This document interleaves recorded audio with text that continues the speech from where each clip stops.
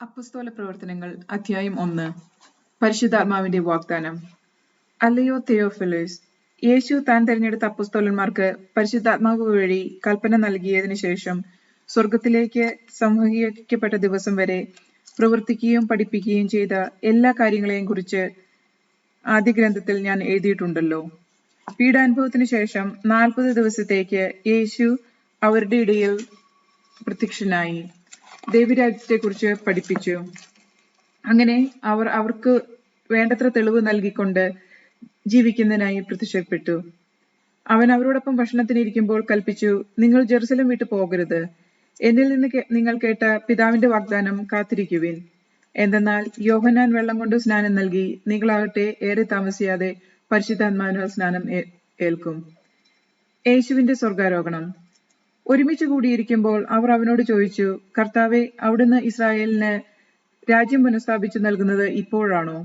അവൻ പറഞ്ഞു, പിതാവ് സ്വന്തം അധികാരത്താൽ നിശ്ചയിച്ചുറപ്പിച്ചിട്ടുള്ള സമയമോ കാലമോ നിങ്ങൾ അറിയേണ്ട കാര്യമില്ല. എന്നാൽ പരിശുദ്ധാത്മാവ് നിങ്ങളുടെ മേൽ വന്നു കഴിയുമ്പോൾ നിങ്ങൾ ശക്തി പ്രാപിക്കും. ജെറുസലേമിലും യൂദയ മുഴുവനിലും സമറിയായിലും ഭൂമിയുടെ അതിർത്തികൾ വരെയും നിങ്ങൾ എനിക്ക് സാക്ഷികളാകുകയും ചെയ്യും. ഇത് പറഞ്ഞു കഴിഞ്ഞപ്പോൾ അവർ നോക്കി നിൽക്കെ അവൻ ഉന്നതങ്ങളിലേക്ക് സംഭവിക്കപ്പെട്ടു. ഒരു മേഘം വന്ന് അവനെ അവരുടെ ദൃഷ്ടിയിൽ നിന്നും മറച്ചു. അവൻ ആകാശത്തേക്ക് പോകുന്നത് അവർ നോക്കി നിൽക്കുമ്പോൾ വെള്ളവസ്ത്രം ധരിച്ച 2 പേർ അവരുടെ മുമ്പിൽ പ്രത്യക്ഷപ്പെട്ടു പറഞ്ഞു, അല്ലയോ ഗലീലയരെ, നിങ്ങൾ ആകാശത്തിലേക്ക് നോക്കി നിൽക്കുന്നത് എന്തിന്? നിങ്ങളിൽ നിന്ന് സ്വർഗത്തിലേക്ക് സംഹരിക്കപ്പെട്ട യേശു സ്വർഗത്തിലേക്ക് പോകുന്നതായി നിങ്ങൾ കണ്ടത് പോലെ തന്നെ തിരിച്ചു വരും. മത്തിയാസ്. അവർ ഒലിവ് മലയിൽ നിന്നും ജെറുസലേമിലേക്ക് മടങ്ങിപ്പോയി. ഇവ തമ്മിൽ ഒരു സാബത്ത് ദിവസത്തെ യാത്രാ ദൂരമാണുള്ളത്. അവർ പട്ടണത്തിലെത്തി തങ്ങൾ താമസിച്ചിരുന്ന വീടിന്റെ മുകളിലത്തെ നിലയിലുള്ള മുറിയിൽ ചെന്നു. അവർ പത്രോസ്, യോഹന്നാൻ, യാക്കോബ്, അന്ത്രയോസ്, ഫിലിപ്പോസ്, തോമസ്, ബർത്തലോമിയോ, മത്തായി, ഹെൽപ്പായുടെ പുത്രനായ യാക്കോബ്, തീവ്രവാദിയായ ശിമയോൻ, യാക്കോബിന്റെ പുത്രനായ യൂദാസ് എന്നിവരായിരുന്നു. അവർ ഏക മനസ്സോടെ യേശുവിന്റെ അമ്മയായ മറിയത്തോടും മറ്റു സ്ത്രീകളോടും അവന്റെ സഹോദരരോടുമൊപ്പം പ്രാർത്ഥനയിൽ മുഴുകിയിരുന്നു. അന്നൊരു ദിവസം 120ഓളം സഹോദരന്മാർ സമ്മേളിച്ചിരിക്കെ പത്രോസ് അവരുടെ മധ്യേ എഴുന്നേറ്റ് നിന്ന് പ്രസ്താവിച്ചു, സഹോദരരെ, യേശുവിനെ പിടിക്കാൻ വന്നവർക്ക് നേതൃത്വം നൽകിയ യൂദാസിനെ കുറിച്ച് ദാവീദ് വഴി പരിശുദ്ധാത്മാവ് അരുളി ചെയ്ത വചനം പൂർത്തിയാക്കേണ്ടിയിരുന്നു. അവൻ നമ്മളിൽ ഒരുവനായി എണ്ണപ്പെടുകയും ഈ ശുശ്രൂഷയിൽ അവന് ഭാഗഭാഗിത്വം ലഭിക്കുകയും ചെയ്തിരുന്നു. എന്നാൽ അവൻ തന്റെ ദുഷ്കർമ്മത്തിന്റെ പ്രതിഫലം കൊണ്ട് ഒരു പറമ്പ് വാങ്ങി. അവർ തലകുത്തി വീണു, ഉദരം പിളർന്ന് അവന്റെ കുടലെല്ലാം പുറത്തു ചാടി. ജെറുസലേം നിവാസികൾക്കെല്ലാം ഈ വിവരം അറിയാം. ആ സ്ഥലം അവരുടെ ഭാഷയിൽ രക്തത്തിന്റെ വയൽ എന്നർത്ഥമുള്ള ഹൽക്കദ്മ എന്ന് വിളിക്കപ്പെട്ടു. അവന്റെ ഭവനം ശൂന്യമായി തീരട്ടെ, ആരും അതിൽ വസിക്കാതിരിക്കട്ടെ എന്നും അവന്റെ ശുശ്രൂഷയുടെ സ്ഥാനം മറ്റൊരുവൻ ഏറ്റെടുക്കട്ടെ എന്നും സങ്കീർത്തന പുസ്തകത്തിൽ എഴുതപ്പെട്ടിരിക്കുന്നു. അതിനാൽ കർത്താവായ യേശുവിന്റെ പുനരുത്ഥാനത്തിന് ഒരാൾ ഞങ്ങളോടൊപ്പം സാക്ഷിയായിരിക്കണം. യോഹന്നാന്റെ സ്ഥാനം മുതൽ നമ്മളിൽ നിന്ന് ഉയരങ്ങളിലേക്ക് സംഹരിക്കപ്പെട്ട നാൾ വരെ യേശു നമ്മളോടൊപ്പം സഞ്ചരിച്ചിരുന്ന കാലം മുഴുവനും നമ്മുടെ കൂടെ ഉണ്ടായിരുന്നവരിൽ ഒരുവനായിരിക്കണം അവൻ. അവർ ബർസബാസ് എന്ന് വിളിക്കുന്ന ജോസഫ്, മത്തിയാസ് എന്നീ 2 സഹോദരരെ നിർദ്ദേശിച്ചു. ജോസഫിന് യുസ്തോസ് എന്നു പേരുണ്ടായിരുന്നു. അവർ പ്രാർത്ഥിച്ചു, കർത്താവെ, എല്ലാ മനുഷ്യരുടെയും ഹൃദയങ്ങൾ അങ്ങ് അറിയുന്നുണ്ടല്ലോ. യൂദാസ് താൻ അർഹിച്ചിടത്തേക്ക് പോകാൻ വേണ്ടി ഉപേക്ഷിച്ച അപ്പസ്തോല സ്ഥാനവും ശുശ്രൂഷ പദവിയും സ്വീകരിക്കാൻ ഈ ഇരുവരിൽ നിന്ന് ആരെയാണ് അങ്ങ് തിരഞ്ഞെടുക്കുന്നതെന്ന് വ്യക്തമാക്കണമേ. പിന്നെ അവർ കുറിയിട്ട് മത്തിയാസിന് കുറി വീണു. 11 അപ്പസ്തോലന്മാരുടെ കൂടെ അവൻ എണ്ണപ്പെടുകയും ചെയ്തു. അധ്യായം 2. പരിശുദ്ധാത്മാവിന്റെ ആഗമനം. പന്തക്കുസ്ത ദിവസം സമാഗതമായപ്പോൾ അവരെല്ലാവരും ഒരുമിച്ച് കൂടിയിരിക്കുകയായിരുന്നു. കൊടുങ്കാറ്റടിക്കുന്നത് പോലെയുള്ള ഒരു ശബ്ദം പെട്ടെന്ന് ആകാശത്തു നിന്നുണ്ടായി. അത് അവർ സമ്മേളിച്ചിരുന്ന വീട് മുഴുവൻ നിറഞ്ഞു. അഗ്നിജ്വാലകൾ പോലുള്ള നാവുകൾ തങ്ങളുടെ ഓരോരുത്തരുടെ മേൽ വന്നു നിൽക്കുന്നത് അവർ കണ്ടു. അവരെല്ലാവരും പരിശുദ്ധാത്മാവിനാൽ നിറഞ്ഞു. ആത്മാവ് കൊടുത്ത ഭാഷാവരമനുസരിച്ച് അവർ വിവിധ ഭാഷകളിൽ സംസാരിക്കാൻ തുടങ്ങി. ആകാശത്തിന് കീഴിലുള്ള സകല ജനപദങ്ങളിൽ നിന്നും വന്ന ഭക്തനായ യഹൂദർ ജെറുസലേമിൽ ഉണ്ടായിരുന്നു. ആരവം ഉണ്ടായപ്പോൾ ജനം ഒരുമിച്ച് കൂടുകയും തങ്ങൾ ഓരോരുത്തരുടെയും ഭാഷയിൽ അപ്പസ്തോലന്മാർ സംസാരിക്കുന്നതും കേട്ട് അത്ഭുതപ്പെടുകയും ചെയ്തു. അവർ വിസ്മയഭരിതരായി പറഞ്ഞു, ഈ സംസാരിക്കുന്നവരെല്ലാവരും ഗലീലിയക്കാരല്ലേ? നാം എല്ലാവരും തങ്ങളുടെ മാതൃഭാഷയിൽ ശ്രവിക്കുന്നതെങ്ങനെ? പാത്രിയക്കാരും മേദിയക്കാരും ഏലാമിയക്കാരും മെസപ്പൊട്ടേമിയ നിവാസികളും യൂദയിലും കപ്പദോക്കിയയിലും പൊന്തസിലും ഏഷ്യയിലും താമസിക്കുന്നവരും ഫ്രിജിയയിലും പാംഫിലിയയിലും ഈജിപ്തിലും കിറേനയുടെ ലിബിയ പ്രദേശങ്ങളിലും നിവസിക്കുന്നവരും റോമയിൽ നിന്നുള്ള സന്ദർശകരും യഹൂദരും യഹൂദമതം സ്വീകരിച്ചവരും ക്രേത്യരും അറേബ്യരും ആയ നാം എല്ലാം ദൈവത്തിന്റെ അത്ഭുത പ്രവൃത്തികൾ അവർ വിവരിക്കുന്നത് നമ്മുടെ മാതൃഭാഷയിൽ കേൾക്കുന്നുണ്ടല്ലോ. ഇതിന്റെ എല്ലാം അർത്ഥം എന്തെന്ന് പരസ്പരം ചോദിച്ചുകൊണ്ട് എല്ലാവരും വിസ്മയിക്കുകയും പരിഭ്രമിക്കുകയും ചെയ്തു. എന്നാൽ മറ്റു ചിലർ പരിഹസിച്ചു പറഞ്ഞു, പുതുവീഞ്ഞു കുടിച്ച് അവർക്ക് ലഹരി പിടിച്ചിരിക്കുകയാണ്. പത്രോസിന്റെ പ്രസംഗം. എന്നാൽ പത്രോസ് മറ്റു 11 പേരോടൊപ്പം എഴുന്നേറ്റ് നിന്ന് ഉച്ചസ്വരത്തിൽ അവരോട് പറഞ്ഞു, യഹൂദ ജനങ്ങളെ, ജെറുസലേമിൽ വസിക്കുന്നവരെ, ഇത് മനസ്സിലാക്കുവിൻ. എന്റെ വാക്കുകൾ ശ്രദ്ധിക്കുവിൻ. നിങ്ങൾ വിചാരിക്കുന്നത് പോലെ ഇവർ ലഹരി പിടിച്ചവരല്ല.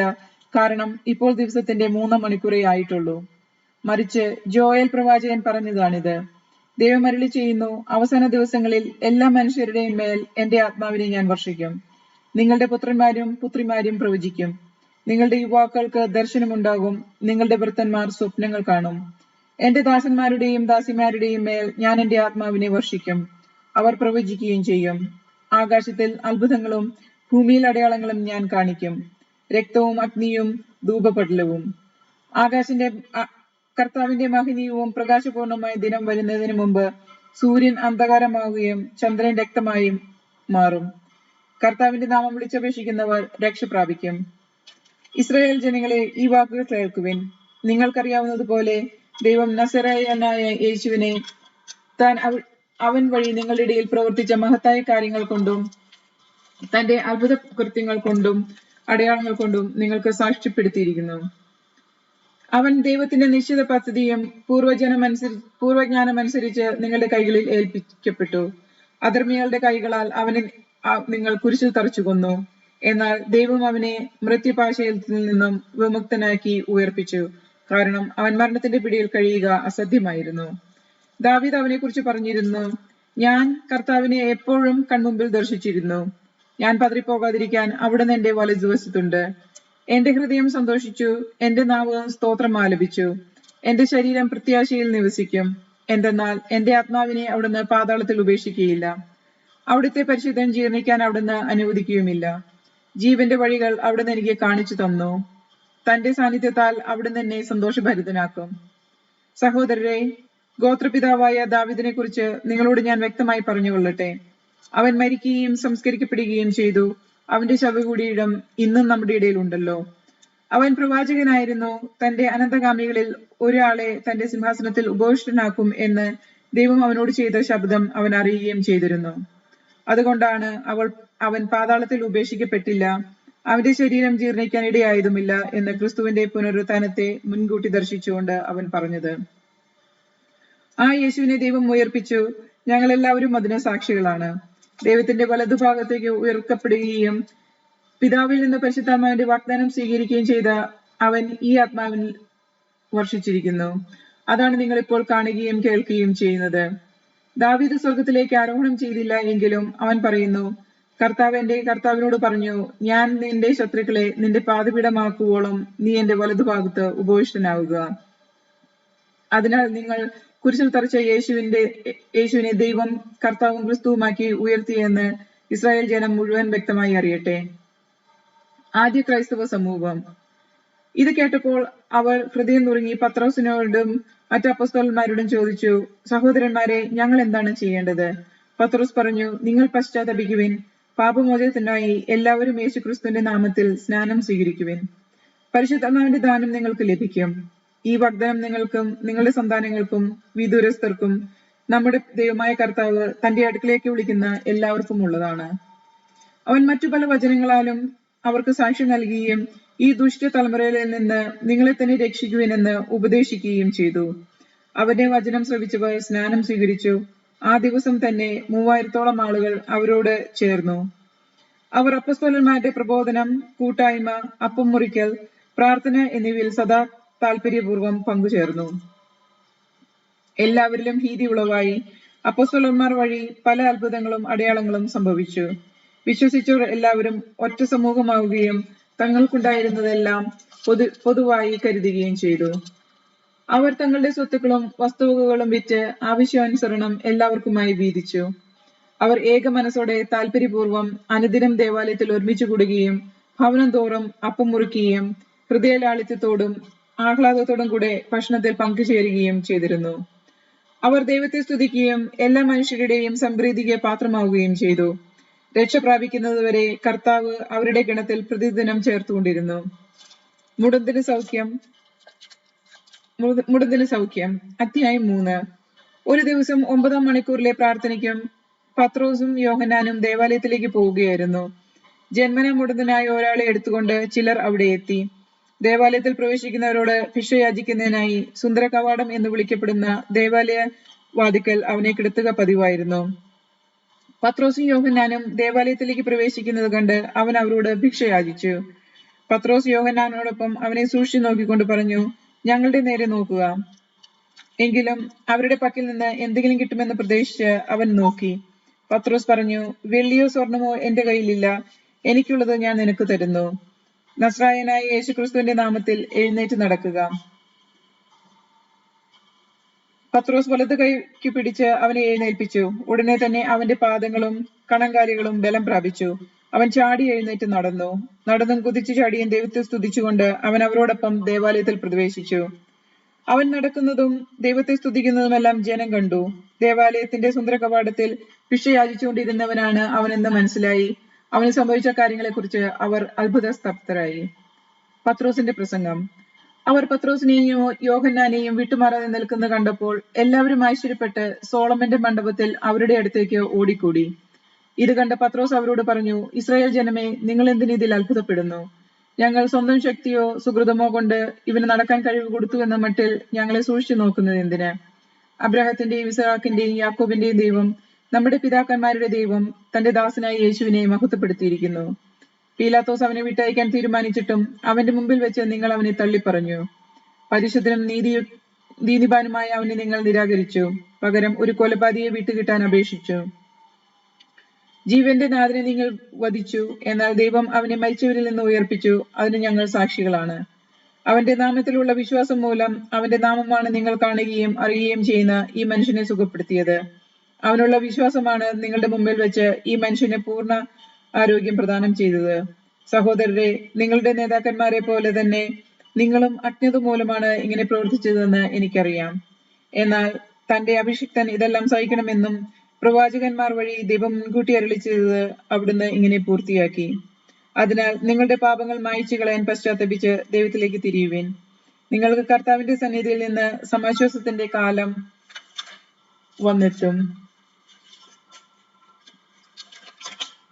വന്നെത്തുകയും നിങ്ങൾക്ക് വേണ്ടി ക്രിസ്തുവായി നിശ്ചയിക്കപ്പെട്ടിരിക്കുന്ന യേശുവിനെ അവിടുന്ന് അയക്കുകയും ചെയ്യും.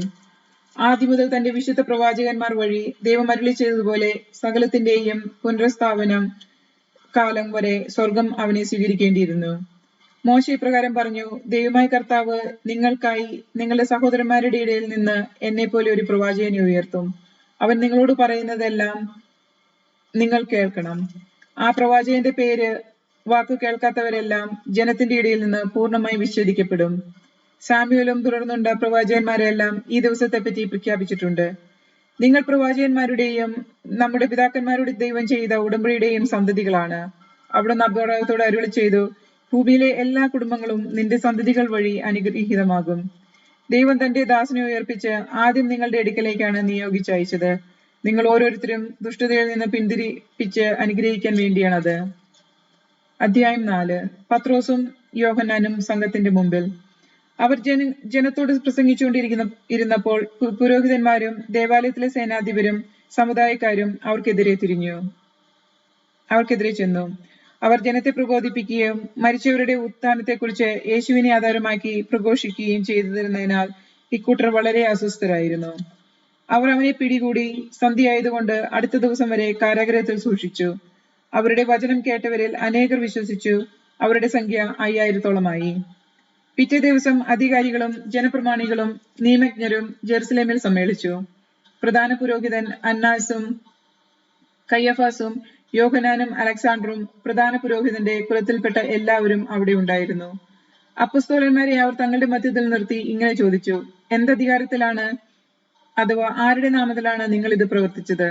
അപ്പോൾ പരിശുദ്ധാത്മാവിനാൽ നിറഞ്ഞ് പത്രോസ് അവരോട് പറഞ്ഞു, ഭരണാധികാരികളെ, ജനപ്രമാണികളെ, ഒരു രോഗിക്ക് ഞങ്ങൾ ചെയ്ത ഒരു സത്പ്രവൃത്തിയെ കുറിച്ചാണ്, എന്ത് മാർഗം ഉപയോഗിച്ചാണ് നിങ്ങൾ ആ മനുഷ്യനെ സുഖപ്പെടുത്തിയതിനെ കുറിച്ചാണ് ഞങ്ങൾ ഇന്ന് വിചാരണ ചെയ്യപ്പെടുന്നതെങ്കിൽ നിങ്ങളും ഇസ്രായേൽ ജനം മുഴുവനും ഇതറിഞ്ഞിരിക്കട്ടെ.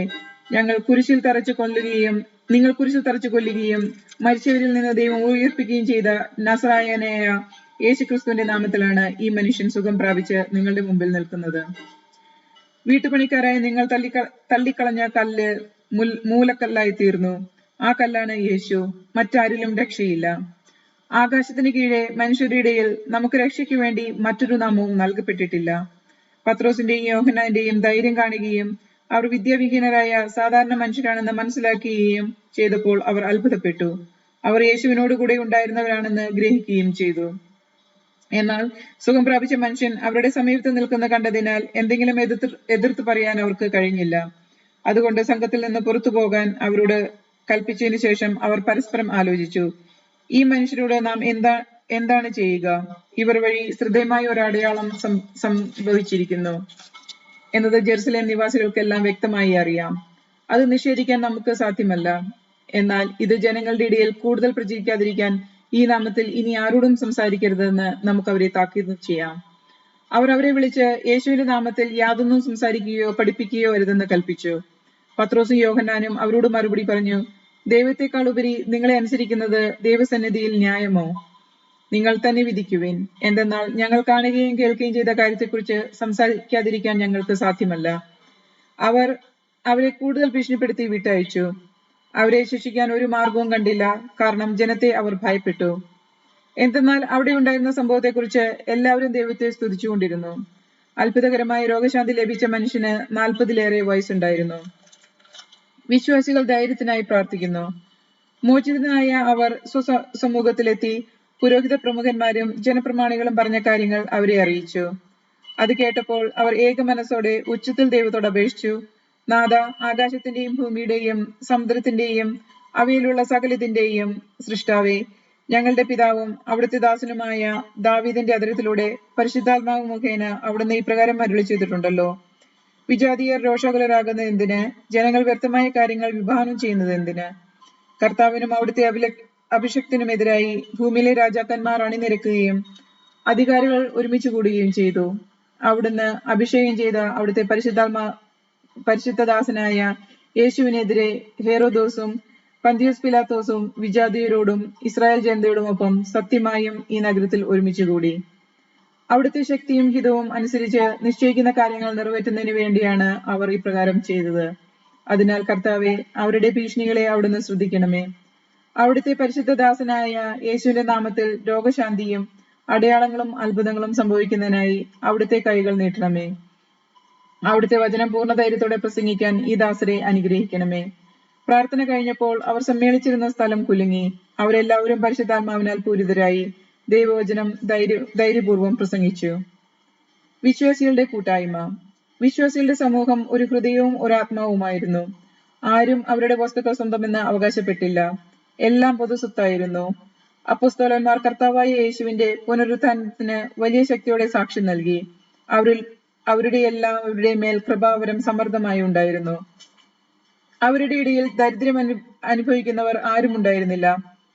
കാരണം പറമ്പും വീടും സ്വന്തമായിട്ടുണ്ടായിരുന്നവയെല്ലാം അവയെത്രയും വിറ്റ് കിട്ടിയ തുക അപ്പോസ്തലന്മാരുടെ കാൽക്കലിൽ അർപ്പിച്ചു.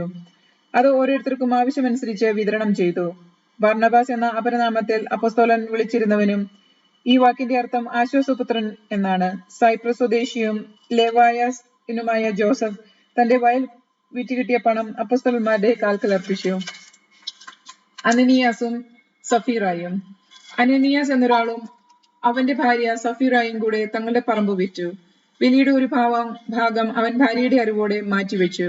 ബാക്കി അപ്പോസ്തലന്മാരുടെ കാൽക്കൽ സമർപ്പിച്ചു.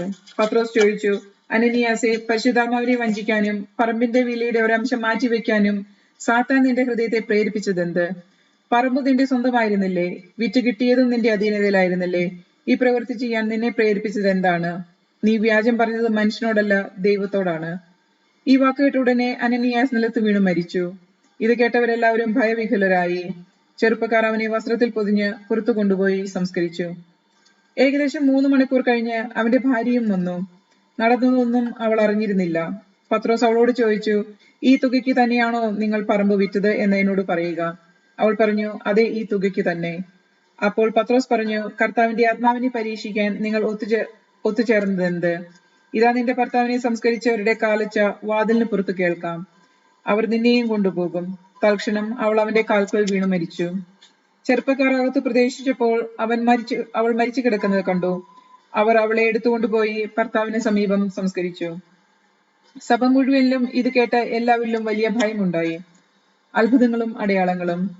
അപ്പോസ്തലന്മാരുടെ കരങ്ങൾ വഴി ജനമധ്യത്തിൽ വളരെ അടയാളങ്ങളും അത്ഭുതങ്ങളും സംഭവിച്ചുകൊണ്ടിരുന്നു. അവർ ഏക മനസ്സോടെ സോളമന്റെ മണ്ഡപത്തിൽ ഒരുമിച്ച് കൂടുക പതിവായിരുന്നു. മറ്റുള്ളവരിൽ ആരും തന്നെ അവരോട് ചേരാൻ ധൈര്യപ്പെട്ടില്ല. എന്നാൽ ജനം അവരെ ബഹുമാനിച്ചു പോന്നു. കർത്താവിൽ വിശ്വസിച്ച പുരുഷന്റെയും സ്ത്രീയുടെയും സംഖ്യ വർദ്ധിച്ചുകൊണ്ടേയിരുന്നു. അവർ രോഗികളെ തെരുവീതിയിൽ കൊണ്ടുവന്ന് കിടക്കകളിലും കട്ടിലിലും കിടത്തിയിരുന്നു. പത്രോസ് കടന്നു പോകുമ്പോൾ അവന്റെ നിഴലെങ്കിലും അവരിൽ ഏതാനും മേൽ പതിക്കുന്നതിന് വേണ്ടിയായിരുന്നു ഇത്. അശുദ്ധാത്മാക്കൾ ബാധിച്ചവരുടെയും രോഗികളെയും വഹിച്ചുകൊണ്ട് ജനം ജെറുസലേമിന് ചുറ്റുമുള്ള പട്ടണങ്ങളിൽ നിന്ന് വന്നിരുന്നു. എല്ലാവർക്കും രോഗശാന്തി ലഭിച്ചു. കാരാഗൃഹത്തിൽ നിന്ന് മോചനം. എന്നാൽ പ്രധാന പുരോഹിതനും അവരോട് ചേർന്നിരുന്നവനുമായ സദുക്കായ വിഭാഗവും അസൂയ നിറഞ്ഞ അപ്പസ്തോലന്മാരെ പിടിച്ച് ബന്ധിച്ച് പൊതു കാരാഗൃഹത്തിൽ അടച്ചു. രാത്രി കർത്താവിന്റെ ദൂതൻ കാരാഗൃഹവാതിൽ തുറന്ന് അവരെ പുറത്തു കൊണ്ടുവന്ന് അവരോട് പറഞ്ഞു, നിങ്ങൾ ദേവാലയത്തിൽ ചെന്ന് എല്ലാ ജനങ്ങളോടും നവജീവന്റെ ഈ വചനം പ്രസംഗിക്കുവിൻ. സംഘത്തിന്റെ മുമ്പിൽ. അവർ ഇത് കേട്ട് പ്രഭാതമായപ്പോൾ ദേവാലയത്തിൽ പ്രവേശിച്ച് പഠിപ്പിച്ചുകൊണ്ടിരുന്നു. പ്രധാന പുരോഹിതനും അനുചരന്മാരും ഒന്നിച്ചുകൂടി ന്യായാധിപ സംഘത്തെയും ഇസ്രായേലിലെ എല്ലാ ജനപ്രമുഖന്റെയും വിളിച്ചുകൂട്ടുകയും തടവുകാരെ കൊണ്ടുവരാൻ ജയിലിലേക്ക് ആളെ അയക്കുകയും ചെയ്തു. ആ സേവകൻ കാരാഗൃഹത്തിൽ ചെന്നപ്പോൾ അവിടെ അവരെ കണ്ടില്ല. അവർ തിരിച്ചു വന്ന് വിവരം അറിയിച്ചു. കാരാഗൃഹത്തിന്റെ വാതിലുകൾ ഭദ്രമായി ബന്ധിക്കപ്പെട്ടിരിക്കുന്നതും പടയാളികൾ കാവൽ നിൽക്കുന്നതും ഞങ്ങൾ കണ്ടു. എന്നാൽ വാതിൽ തുറന്നപ്പോൾ അകത്ത് ആരെയും കണ്ടില്ല. ഇത് കേട്ടപ്പോൾ ദേവാലയ സേനാധിപനും പുരോഹിത പ്രമുഖനും അതിന്റെ പര്യവസാനം എന്തായിരിക്കുമെന്ന് ചിന്തിച്ച് അവരെ പറ്റി സംഭ്രാന്തരായി. അപ്പോൾ ഒരാൾ വന്ന് അവരോട് പറഞ്ഞു, ഇതാ, നിങ്ങൾ കാരാഗൃഹത്തിൽ അടച്ച മനുഷ്യർ ദേവാലയത്തിൽ നിന്നുകൊണ്ട് ജനങ്ങളെ പഠിപ്പിക്കുന്നു. അപ്പോൾ സേനാധിപൻ സേവകരോട് കൂടെ ചെന്ന് ബലപ്രയോഗം കൂടാതെ തന്നെ അവരെ കൂട്ടിക്കൊണ്ടുപോന്നു. കാരണം ജനങ്ങൾ തന്നെ കല്ലെറിയുമോ എന്ന് അവർ ഭയപ്പെട്ടിരുന്നു. അവർ അവരെ കൊണ്ടുവന്ന് സംഘത്തിന്റെ മുമ്പിൽ നിർത്തി.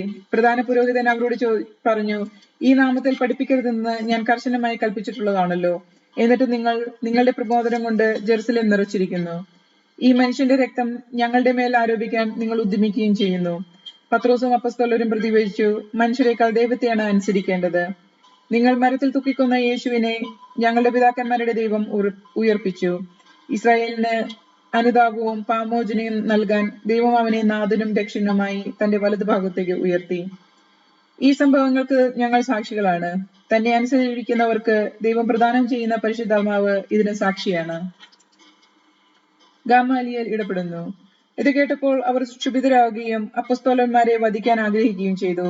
എന്നാൽ നിയമോപദേഷ്ടാവും സകലർക്കും ആദരണീയനുമായ ഗമാലിയേൽ എന്ന ഫരിസയൻ സംഘത്തിൽ നിന്ന് എഴുന്നേറ്റ് അവരെക്കുറിച്ച് സമയത്തേക്ക് പുറത്തു നിർത്തുവാൻ ആവശ്യപ്പെട്ടു. അനന്തരം അവൻ പറഞ്ഞു, ഇസ്രായേൽ ജനങ്ങളെ, ഈ മനുഷ്യരോട് എന്ത് ചെയ്യണമെന്ന് തീരുമാനിക്കുന്നത് സൂക്ഷിച്ചു വേണം. കുറെ നാളുകൾക്ക് മുമ്പ് താൻ ഒരു വലിയവനെന്ന ഭാവത്തിൽ തെവൂദാസ് രംഗപ്രവേശനം ചെയ്തു. ഏകദേശം 400 പേരെ അവന്റെ കൂടെ ചേർത്തു. എന്നാൽ അവൻ വധിക്കപ്പെടുകയും അവന്റെ അനുയായികൾ ചിതറുകയും നാമാവശേഷമാവുകയും ചെയ്തു.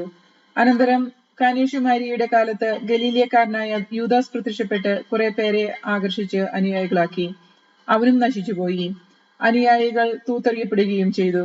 അതുകൊണ്ട് ഞാൻ നിങ്ങളോട് പറയുന്നു, ഈ ആളുകളിൽ നിന്ന് അകന്നു നിൽക്കുക, അവരെ അവരുടെ വഴിക്ക് വിട്ടേക്കുക. കാരണം ഈ ആലോചനയും ഉദ്യമവും മനുഷ്യരിൽ നിന്നാണെങ്കിൽ പരാജയപ്പെടും. മറിച്ച് ദൈവത്തിൽ നിന്നാണെങ്കിൽ അവരെ നശിപ്പിക്കാൻ നിങ്ങൾക്ക് സാധിക്കുകയില്ല. മാത്രമല്ല, ദൈവത്തെ എതിർക്കുന്നവരായി നിങ്ങൾ എണ്ണപ്പെടുകയും ചെയ്യും. അവർ അവന്റെ ഉപദേശം സ്വീകരിച്ചു. അവർ അപ്പസ്തോലന്മാരെ അകത്ത് വിളിച്ച് പ്രഹരിച്ചതിനു ശേഷം യേശുവിന്റെ നാമത്തിൽ സംസാരിച്ചു പോകരുതെന്ന് കൽപ്പിച്ച് അവരെ വിട്ടയച്ചു. അവരാകട്ടെ യേശുവിന്റെ നാമത്തെ പ്രതി അപമാനം സഹിക്കാൻ യോഗ്യത ലഭിച്ചതിൽ സന്തോഷിച്ചുകൊണ്ട് സംഘത്തിന്റെ മുമ്പിൽ നിന്നും പുറത്തുപോയി. എല്ലാ ദിവസവും ദേവാലയത്തിൽ വെച്ചും ഭവനം തോറും ചെന്നും യേശുവാണ് ക്രിസ്തു എന്ന് പഠിപ്പിക്കുന്നതിലും പ്രസംഗിക്കുന്നതിൽ നിന്നും അവർ വിരമിച്ചില്ല. അധ്യായം 6. 7 ഡീക്കന്മാർ. ശിഷ്യരുടെ സംഖ്യ വർദ്ധിച്ചുകൊണ്ടിരുന്നു. അക്കാലത്ത് പ്രതിദിനമുള്ള സഹായ വിതരണത്തിൽ തങ്ങളുടെ വിധവകൾ അവഗണിക്കപ്പെടുന്നുവെന്ന് ഗ്രീക്കുകാർ ഹെബ്രായർക്കെതിരെ പിറുപിറുത്തു. അതുകൊണ്ട് 12 പേർ ശിഷ്യന്മാരുടെ സമൂഹത്തെ ഒന്നിച്ചുകൂട്ടി പറഞ്ഞു, ഞങ്ങൾ ദൈവവചന ശുശ്രൂഷയിൽ ഉപേക്ഷ കാണിച്ച് ഭക്ഷണമേശകളിൽ ശുശ്രൂഷിക്കുന്നത് ശരിയല്ല. അതിനാൽ സഹോദരരെ, സുസമ്മതനും ആത്മാവും ജ്ഞാനവും കൊണ്ട് നിറഞ്ഞവരുമായ 7 പേരെ നിങ്ങളിൽ നിന്ന് കണ്ടുപിടിക്കുവിൻ. ഞങ്ങൾ അവരെ ഈ ചുമതല ഏൽപ്പിക്കാം. ഞങ്ങൾ പ്രാർത്ഥനയിലും വചന ശുശ്രൂഷയിലും നിരന്തരം വ്യാപരിച്ചുകൊള്ളാം. അവർ പറഞ്ഞത് എല്ലാവർക്കും ഇഷ്ടപ്പെട്ടു. അവർ വിശ്വാസവും പരിശുദ്ധാത്മാവും നിറഞ്ഞ സ്തെഫാനോസ്, ഫിലിപ്പോസ്, പ്രൊക്കറോസ്, നിക്കാറോൺ, തീമോൻ, പർമോനാസ്, യഹൂദമതം സ്വീകരിച്ച അന്തിയോക്യക്കാരൻ നിക്കോളവോസ് എന്നിവരെ തിരഞ്ഞെടുത്തു. അവരെ അപ്പോസ്തലന്മാരുടെ മുമ്പിൽ നിർത്തി അവർ പ്രാർത്ഥിച്ചിട്ട് അവരുടെ മേൽ കൈകൾ വച്ചു. ദൈവവചനം പ്രചരിപ്പിക്കുകയും ജെറുസലേമിൽ ശിഷ്യരുടെ എണ്ണം വളരെ വർദ്ധിക്കുകയും ചെയ്തു. പുരോഹിതന്മാർ വളരെ പേരും വിശ്വാസം സ്വീകരിച്ചു. സ്തെഫാനോസിനെ ബന്ധിക്കുന്നു. സ്തെഫാനോസ് കൃപാപൂരവും ശക്തിയും നിറഞ്ഞ് പല അത്ഭുതങ്ങളും വലിയ അടയാളങ്ങളും ജനമധ്യത്തിൽ പ്രവർത്തിച്ചു. കിറേനക്കാരനും അലക്സാണ്ട്രിയക്കാരും കിലിക്കിയയിലും ഏഷ്യയിലും നിന്നുള്ള ഉൾപ്പെട്ടിരുന്നവരും സ്വതന്ത്രന്മാരുടെ സിനഗോഗ് എന്നറിയപ്പെട്ടിരുന്ന സംഘത്തിന്റെ അംഗങ്ങൾ എഴുന്നേറ്റ് സ്തെഫാനോസിനോട് വാദപ്രതിവാദത്തിൽ ഏർപ്പെട്ടു. എന്നാൽ അവന്റെ സംസാരത്തിൽ വെളിപ്പെട്ട ജ്ഞാനത്തോടും ആത്മാവിനോടും എതിർത്ത് നിൽക്കാൻ അവർക്ക് കഴിഞ്ഞില്ല. അതുകൊണ്ട് അവർ രഹസ്യമായി പ്രേരിപ്പിച്ചതിനനുസരിച്ച് ജനങ്ങളിൽ ചിലർ പറഞ്ഞു, അവൻ മോശയ്ക്കും ദൈവത്തിനുമെതിരായി ദൂഷണം പറയുന്നത് ഞങ്ങൾ കേട്ടു. അവർ ജനങ്ങളെയും ജനപ്രമാണികളെയും നിമഗ്നരെയും ഇളക്കുകയും അവരെ ബന്ധിച്ച് ന്യായാധിപ സംഘത്തിന്റെ മുമ്പിൽ കൊണ്ടുവരികയും ചെയ്തു. കള്ളസാക്ഷികൾ എഴുന്നേറ്റ് നിന്ന് പറഞ്ഞു, ഇവൻ ഈ വിശുദ്ധ സ്ഥലത്തിനും നിയമത്തിനും എതിരായി സംസാരിക്കുന്നതിൽ നിന്ന് ഒരിക്കലും വിരമിക്കുന്നില്ല. നസറേയനായ യേശു ഈ സ്ഥലം നശിപ്പിക്കുകയും മോശ നമുക്ക് നൽകിയിട്ടുള്ള ആചാരങ്ങൾ മാറ്റുകയും ചെയ്യുമെന്ന് ഇവൻ പ്രസ്താവിക്കുന്നത് ഞങ്ങൾ കേട്ടു. സംഘത്തിലുണ്ടായിരുന്നവൾ അവന്റെ നേരെ സൂക്ഷിച്ചു നോക്കി. അവന്റെ മുഖം ഒരു ദേവദൂതന്റെ മുഖം പോലെ കാണപ്പെട്ടു. അധ്യായം 7. സ്തെഫാനോസിന്റെ പ്രസംഗം. പ്രധാന പുരോഹിതൻ ചോദിച്ചു, ഇതെല്ലാം സത്യമാണോ? അവൻ പ്രതിവചിച്ചു, സഹോദരന്മാരെ, പിതാക്കന്മാരെ, കേട്ടുകൊള്ളുവേൻ. നമ്മുടെ പിതാവായ അബ്രാഹാം ഹാരാനിൽ താമസിക്കുന്നതിന് മുമ്പ് മെസൊപ്പൊട്ടേമിയയിലേക്ക് അയക്കുമ്പോൾ മഹത്വത്തിന്റെ ദൈവം അവന് പ്രത്യക്ഷനായി. അവനോട് പറഞ്ഞു, നിന്റെ നാട്ടിൽ നിന്നും ബന്ധുക്കളിൽ നിന്നും നീ പുറപ്പെട്ട് ഞാൻ കാണിച്ചു തരുന്ന ദേശത്തേക്ക് പോവുക. അവൻ കൽദയ ദേശത്ത് നിന്ന് പുറപ്പെട്ട് ഹാരാനിൽ താമസമാക്കി. പിതാവിന്റെ മരണശേഷം അവിടെ നിന്ന് നിങ്ങൾ ഇപ്പോൾ വസിക്കുന്ന ഈ ദേശത്തേക്ക് ദൈവം അവനെ കൊണ്ടുവന്നു. എങ്കിലും അവിടുന്ന് അവനൊരു അവകാശവും ഒരടി സ്ഥലവും കൊടുത്തില്ല. എന്നാൽ ഈ ദേശം അവന് പിൻതലമുറയ്ക്കും അവകാശമായി നൽകുമെന്ന് അവന് സന്താനമില്ലാതെ ഇരിക്കുമ്പോൾ തന്നെ അവിടുന്ന് വാഗ്ദാനം ചെയ്തു. അവന്റെ സന്താനങ്ങൾ മറ്റുള്ളവരുടെ ദേശത്ത് പ്രവാസികളായിരിക്കുമെന്നും അവരെ വിദേശികൾ 400 വർഷത്തേക്ക് അടിമകളായി പീഡിപ്പിക്കുമെന്നും ദൈവം പറഞ്ഞു. ദൈവം വീണ്ടും പറഞ്ഞു, അവർ സേവിക്കുന്ന ജനതയെ ഞാൻ വിധിക്കും. അതിനുശേഷം അവർ പുറപ്പെട്ട് ഈ സ്ഥലത്ത് വന്ന് എന്നെ ആരാധിക്കുകയും ചെയ്യും. പിന്നെ അവിടുന്ന് അവനുമായി പരിച്ഛേദനത്തിന്റെ ഉടമ്പടി ചെയ്തു. അബ്രാഹത്തിൽ നിന്ന് ഇസഹാക്ക് ജനിച്ചു. 8-ാം ദിവസം അവനെ പരിച്ഛേദനം ചെയ്തു. ഇസഹാക്കിൽ നിന്ന് യാക്കോബും യാക്കോബിൽ നിന്ന് 12 ഗോത്രപിതാക്കന്മാരും ജനിച്ചു. ഈ ഗോത്രപിതാക്കന്മാർ അസൂയ കൊണ്ട് ജോസഫിനെ ഈജിപ്തുകാർക്ക് വിറ്റു. എന്നാൽ ദൈവം അവനോട് കൂടെ ഉണ്ടായിരുന്നു. അവിടുന്ന് അവനെ എല്ലാ ദുരിതങ്ങളിൽ നിന്നും സംരക്ഷിച്ചു. ഈജിപ്തിലെ രാജാവായ ഫറവോയുടെ മുമ്പിൽ അവനെ സമ്മതനും ജ്ഞാനിയുമാക്കി. രാജാവ് അവനെ ഈജിപ്തിന്റെയും തന്റെ ഭവനം മുഴുവന്റെയും മേൽ അധികാരിയായി നിയമിച്ചു. അങ്ങനെയിരിക്കെ ഈജിപ്തിലും കാനാനിലും ക്ഷാമവും വലിയ കഷ്ടതയും ഉണ്ടായി. നമ്മുടെ പിതാക്കന്മാർക്ക് ഭക്ഷ്യധാന്യങ്ങൾ ഇല്ലാതെ വന്നു. ഈജിപ്തിൽ ധാന്യമുണ്ടെന്ന് കേട്ട് യാക്കോബ് തന്റെ പിതാക്കന്മാരെ അങ്ങോട്ട് അയച്ചു. അവർ 2 പ്രാവശ്യവും ചെന്നപ്പോൾ ജോസഫ് സഹോദരന്മാർക്ക് തന്നെ വെളിപ്പെടുത്തി. ജോസഫിന്റെ കുടുംബത്തെക്കുറിച്ച് ഫറവോയും മനസ്സിലാക്കി. ജോസഫ് ആളയച്ച് പിതാവായ യാക്കോബിനെയും അവന്റെ എല്ലാ ബന്ധുക്കളെയും വരുത്തി. അവർ 75 പേരുണ്ടായിരുന്നു. യാക്കോബ് ഈജിപ്തിലേക്ക് പോയി. അവനും നമ്മുടെ പിതാക്കന്മാരും മരിച്ചു. അവരെ ഷെക്കമയിലേക്ക് കൊണ്ടുവന്ന് കല്ലറയിൽ സംസ്കരിച്ചു. ഈ കല്ലറ അബ്രഹാം ഷെക്കമയിലെ ഏമോറിന്റെ പുത്രന്മാരിൽ നിന്ന് വെള്ളി നാണയത്തിന് കൊടുത്തു വാങ്ങിയതാണ്. അബ്രഹത്തോട് ദൈവം ചെയ്ത വാഗ്ദാനം പൂർത്തിയാകാറായപ്പോൾ ഈജിപ്തിൽ ജനം വളർന്നു പെരുകി. അവസാനം ജോസഫിനെ അറിയാത്ത ഒരു രാജാവ് അവിടെ അധികാരത്തിൽ വന്നു. അവൻ നമ്മുടെ വംശത്തെ വഞ്ചിച്ചുകൊണ്ട് പിതാക്കന്മാരോട് ക്രൂരമായി പെരുമാറി. ശിശുക്കൾ ജീവിക്കാതിരിക്കാൻ അവരെ പുറത്തെറിഞ്ഞു കളയുന്നതിന് നിർബന്ധിച്ചു. ഈ കാലത്ത് മോശ ജനിച്ചു. അവൻ ദൈവത്തിന് പ്രിയങ്കരനായിരുന്നു. 3 മാസത്തോളം പിതൃഭവനത്തിൽ അവൻ വളർന്നു.